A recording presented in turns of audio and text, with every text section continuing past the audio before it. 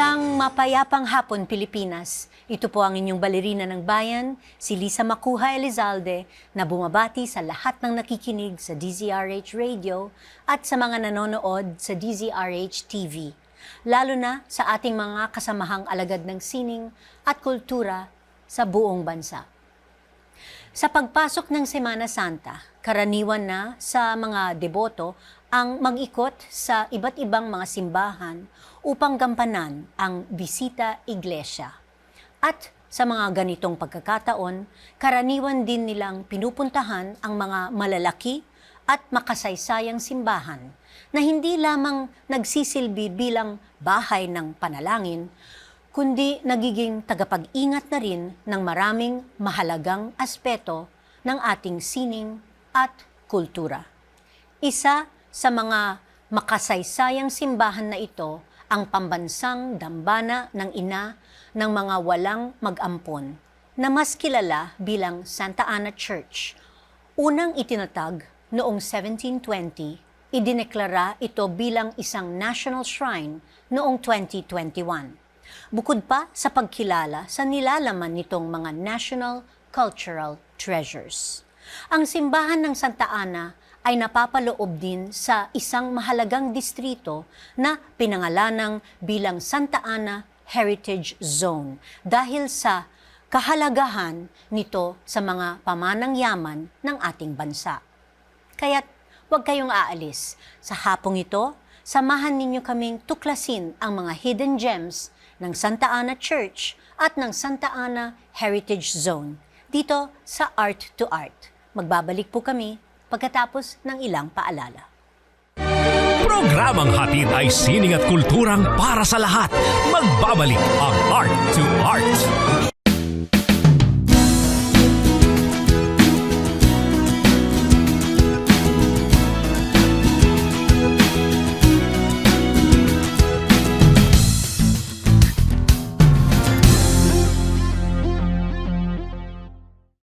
Usapang sining at kultura para sa lahat. Art2Art. Nandito pa rin tayo sa Art2Art at kasama natin sa hapong ito para pag-usapan ang preservation ng Santa Ana Heritage Zone, Heritage Advocates Sylvia Lichauco de Leon and Boyet Magale. Magandang hapon sa inyo and welcome to Art2Art. Magandang hapon po. Magandang hapon sa inyong lahat, sa mga tagapakinig at mga nanonood. Una sa lahat, kailan idineklara bilang isang heritage zone ang Santa Ana? And what are the heritage structures and other historical features that we can find here?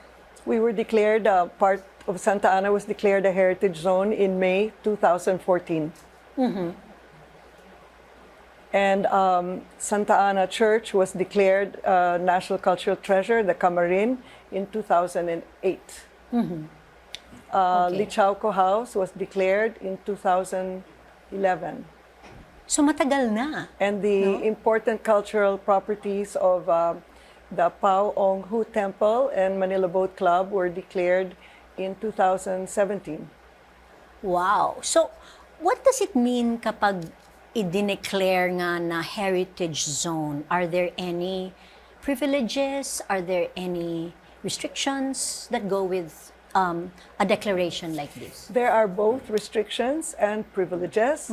The restrictions, unfortunately, are not carefully followed by the local government who are mandated by Republic Act 10066 as amended by 11961 by President Bongbong Marcos just last year.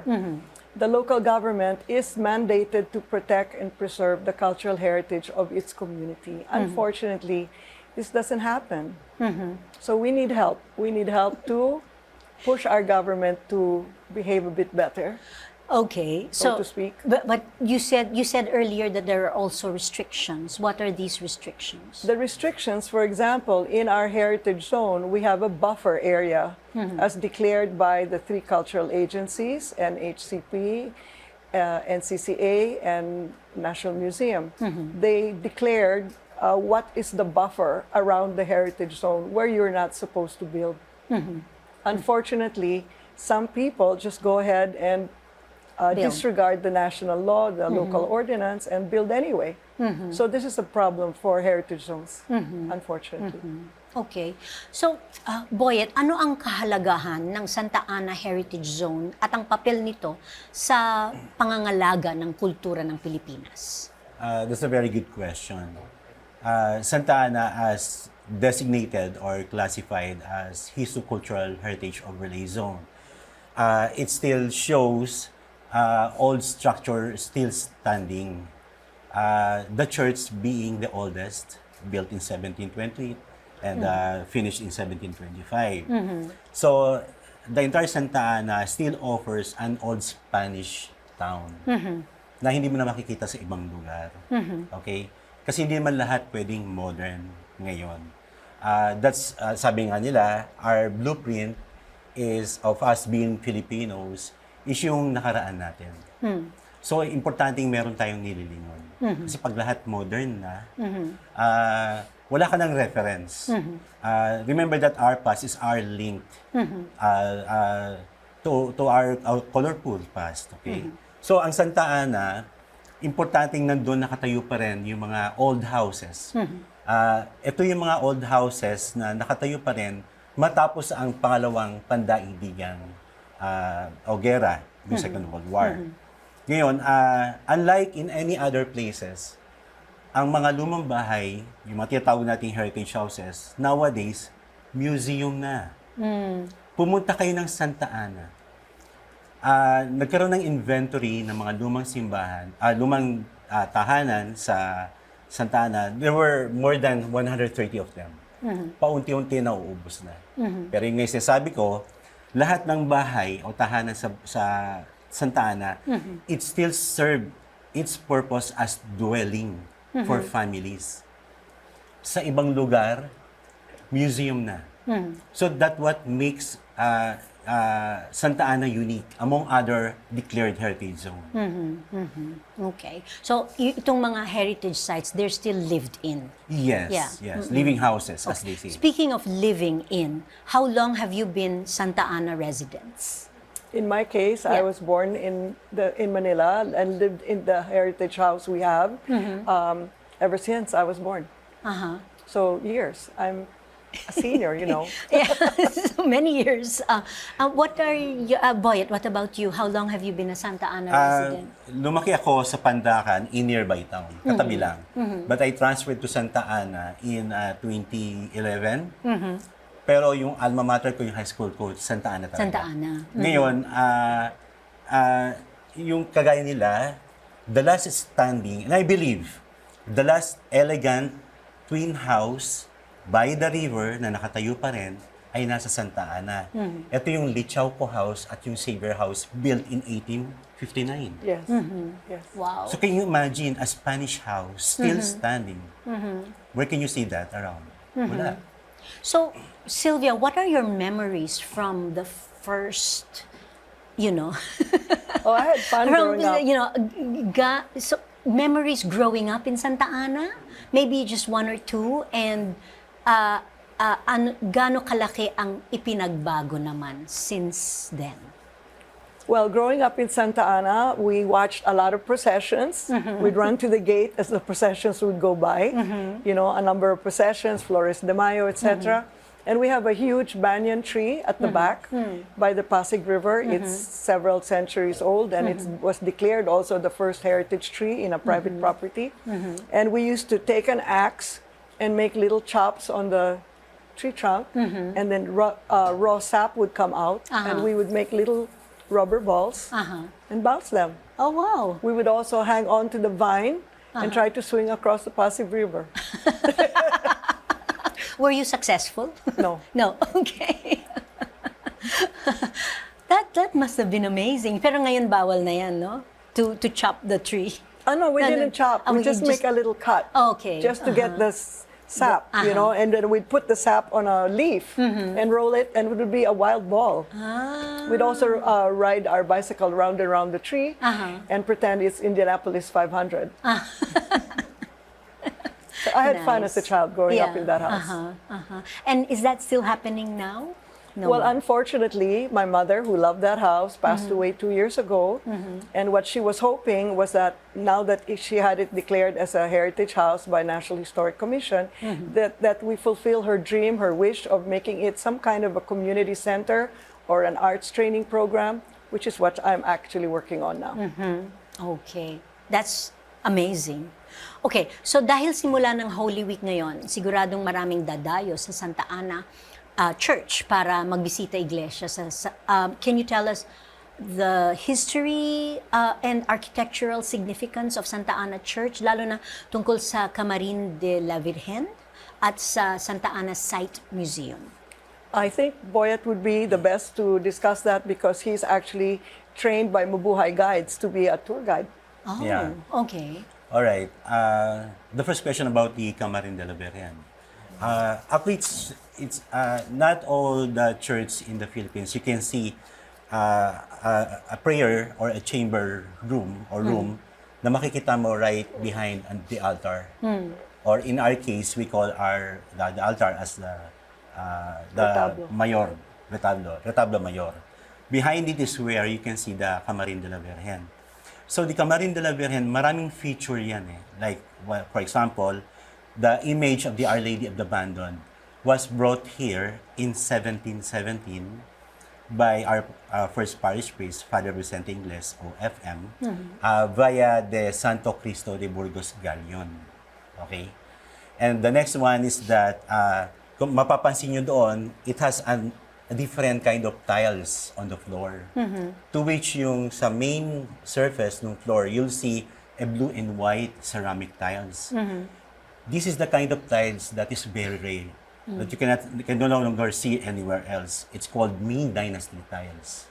Okay? Kasi nung nagkaroon ng church-wide renovation noong 1979 to 1985, they start to chip off the tiles. Kaya lang, they realize the value of the original tiles. So that's why they stop the workers para i-preserve yung natitirang tiles doon. The other one, and I guess the most important one, is yung frescoes sa ceiling, the painting. Kasi it tells us in present time kung ano yung popular na kind of art nung mga panahon na yon. And this is the kind of visual arts na sikat nung Roman times. One of which, ang kilala nun, si Michelangelo. So there are different panels there that depicts the life and times of Jesus and Mary. Isa yan sa mga pinupuntahan ng mga devoto. So they reflect on the ceiling while they saying the special prayer. Lalo na pag Semana Santa. Okay, isa yan sa mga pinupuntahan nila dyan. So yun dahilan kung bakit ang National Museum dineklara ang Camarin de la Virgen na isang importanteng national cultural treasure. Okay? The other one is the Santa Ana Site Museum, referring to the excavation site doon sa inner patio. Doon kasi nakita, noong 1966, first nung national artist natin na si Dr. Lian Locsin with his wife Cecilia, headed by then National Museum Director Robert Fox. Ito yung mga pieces of wares na natagpuan doon katabi ng mga remains ng mga early Santa Ana residents. Wow. These were not Tagalogs. These were river dwellers. Because during that time, Santa Ana used to be a huge fishing village. Kaya doon, importante sa amin, yung part ng ilog. Mawala na ang lahat, puro lang ang ilog. It's what you see around Metro Manila started out in that place. And that makes Santa Ana the oldest settlement in the entire Manila. As Nick Joaquin called Santa Ana the womb of Manila. The womb of Manila. What happened was the Franciscans came from Intramuros, passed the Pasig, found a beautiful place, asked what it was. They were told it's Sapa or marsh. So they decided to name it after the mother of Mary, Saint Anne. So it became Santa Ana de Sapa, and the first settlement outside of Intramuros from which the Franciscans started to Christianize because we were all worshiping Anitos at that time. And Santa Ana was part of the kingdom of Lacantagan, the Datu, with his wife Buan. And it encompassed all the way the land Makati, Paco, Pasay. Makati. All of that was part All of, the way to Taytay, Rizal. yes, to Laguna de Bay. At that time, ang tawag sa lugar na yan ay Namayan. Wow. Na kung saan, ang seat of power is known as Sapa. Yun yung Santa Ana ngayon. Okay. Okay. Alright. So- Okay, wait. Hold that thought. Marami pa po tayong pag-uusapan tungkol sa Santa Ana Heritage Zone. Dito pa rin sa Art2Art. Magbabalik po kami pagkatapos ng ilang paalala. Programang hatid ay sining at kulturang para sa lahat. Magbabalik ang Art2Art. Schedule ng mga inaabangang konsyerto. Update sa mga magagandang panoorin sa mga tanghalan at teatro. Narito na ang Art2Art Calendar. Narito ang ating arts calendar. Sa sayaw, inihahandog ng St. Benilde Romanson Dance Company Contemporary ang kanilang palabas na Flex Reborn sa March 22, 1:00 ng hapon sa ARG Theater, Taft Campus ng De La Salle College of St. Benilde, Manila. 6 na choreographer ang lumikha ng mga sayaw na batay sa Filipino festivals, ngunit may modern twist. Yugto ni Teresa de Chavez, tahas ni Isabel Ashley Salonga, yuhum ni Gea Gloriani, with a Cross After ni Pia Dedel, Marian ni Lia Therese Cuartero at Something Wild ni Angie Lim. Sa sining biswal, tampok ang mga bagong pen and ink drawings ni Pingot Zulueta sa kanyang solo exhibit na pinamagatang Obscura. Ang bawat piyesa ay pinaghalong pananaw, pagpuna at pangaral. Makikita ang exhibit hanggang March 30 sa Art Cube Art Gallery, Chino Roses Avenue Extension, Makati City. Inihahandog ng Cultural Center of the Philippines ang exhibit na pinamagatang Potential, Potency, and Women Printmakers. Selection of prints from the CCP 21st Century Art Museum Collection hanggang March 30 sa Iloilo Museum of Contemporary Art sa Iloilo City. Tampok ang mga obra ng printmakers, kabilang sina Ambi Abanyo, Ivy Cosio Avellana, Imelda Cahipe Endaya, Petit Calaguas, Brenda Fajardo, Ofelia Galvezon Teki, Iliana Lee, Araceli Limcaco Dance, Flora Mauleon, Imelda Impi Pilapil at Phyllis Saballero. Usapang sining at kultura para sa lahat. Art2Art.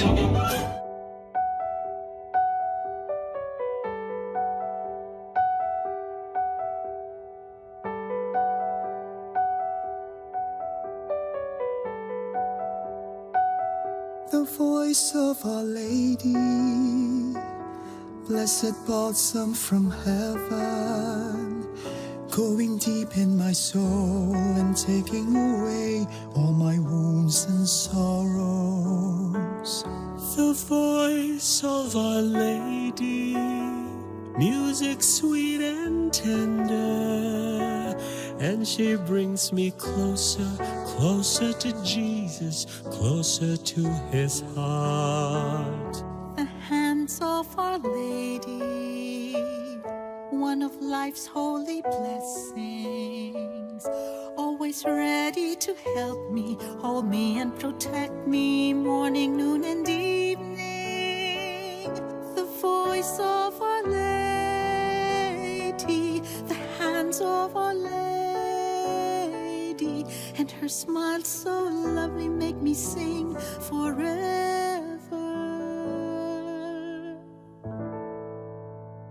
You're my Mother Mary.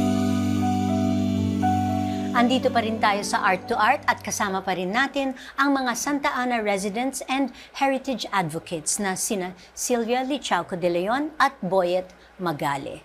So, kanina, we saw a short excerpt of this video film that is this commissioned by the Santa Ana Heritage? Actually, it was my idea because I met a girl, Rina Canisa, who actually had done lyrics for the company and for Jo Marie Chan, Christmas in Our Hearts, she had done. And she had discovered La Voce di Maria in Italian, and she got the right to turn it into English. When I heard it, I said, perfect, let's help popularize the Heritage Zone and the church through a song, and we'll play it at the fiesta. So we did that AVP video for the fiesta last May. Wow. And thank you for putting it on your show. Yeah. Well, they can still watch the whole thing on You can YouTube. find it in yes? YouTube. Just print Company, Voice of Our Lady, Santa Company, Ana. Voice of Our Lady, Santa Ana. Yes. All right. Okay. And those beautiful video of the church. And It will show it's some of the activities of the church, some frescoes, background, yes. The activities. Wonderful. Okay, let's pick up from our conversation before the commercial break. You were talking about Santa Ana Site Museum and the frescoes and the Santa Ana Church. Please continue. Yeah, I was like what I was saying. For me, with my 12 years of doing the tourism in Santa Ana, I guess the most fascinating thing about it is that it embraced by the Pasig River. Because in early days, the Pasig River plays a role of a major waterway. You cannot simply go around walking. There was no road at the time. Forested ang Manila. So the only way to go through is to follow the river.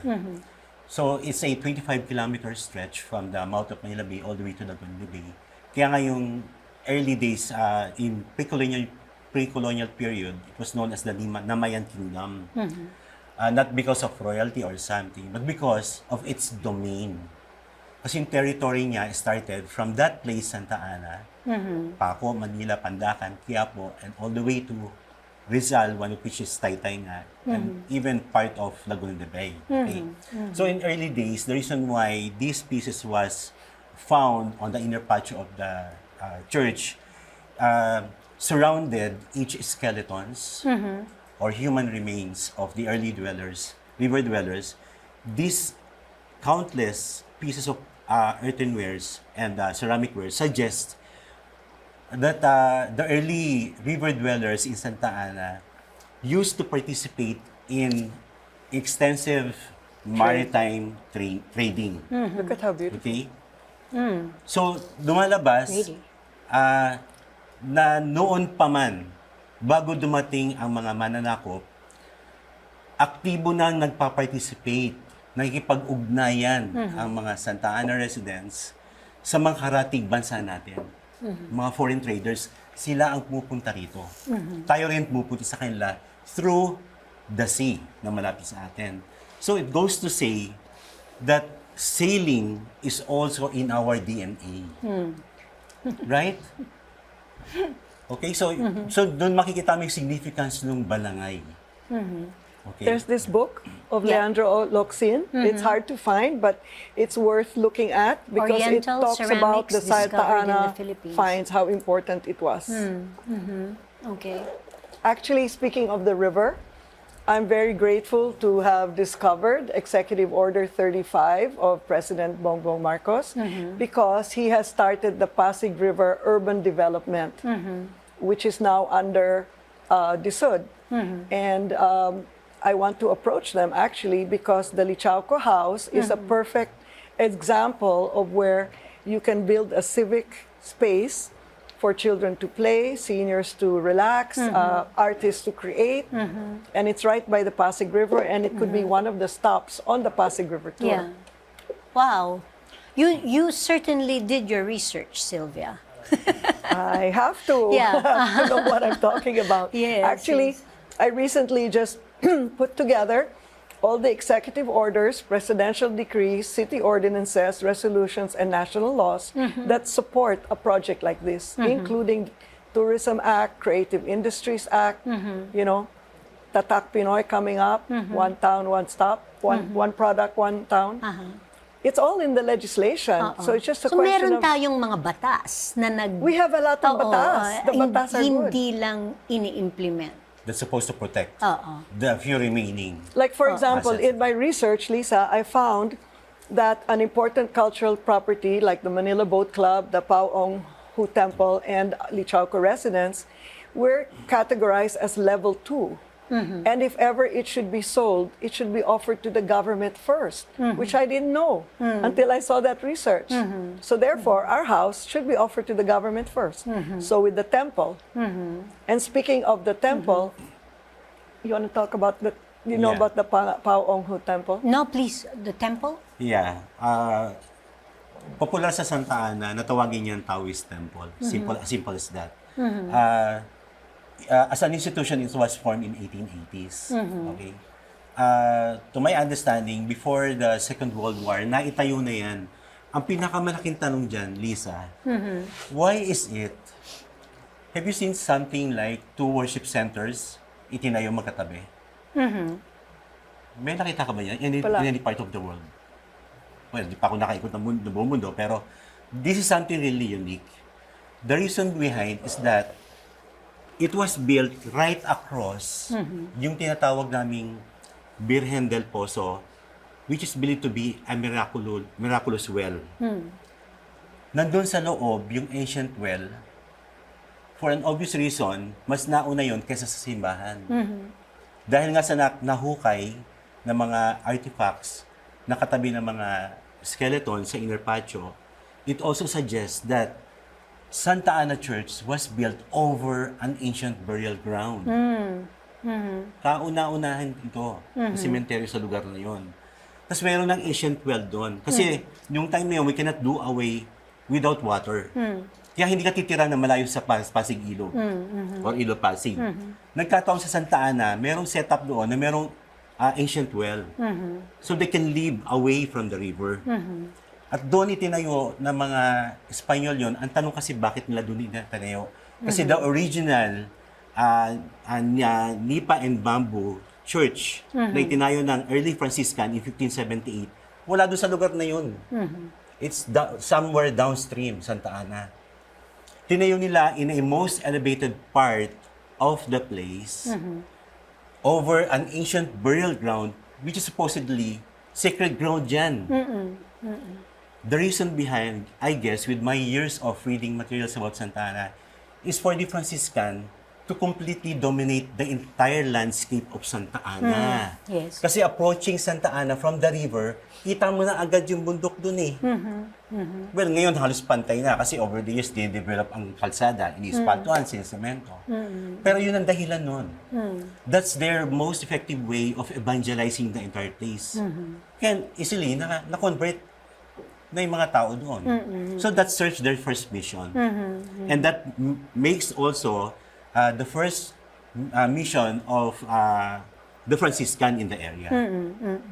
Okay, so preservation, saan kayo kumukuha ng pondo para suportahan ang inyong mga gawain as heritage advocates? I mean, but I know nagkaroon tayo ng fundraising sa I was just going to Maraming talk salamat, about that. Lisa. Maraming salamat sa Bale Manila Sibong Adarna. Yes, That was puno- last November. Everyone knew about it in Santa Ana. Punong-puno ang Aliw Theater. Do you have other fundraising projects now?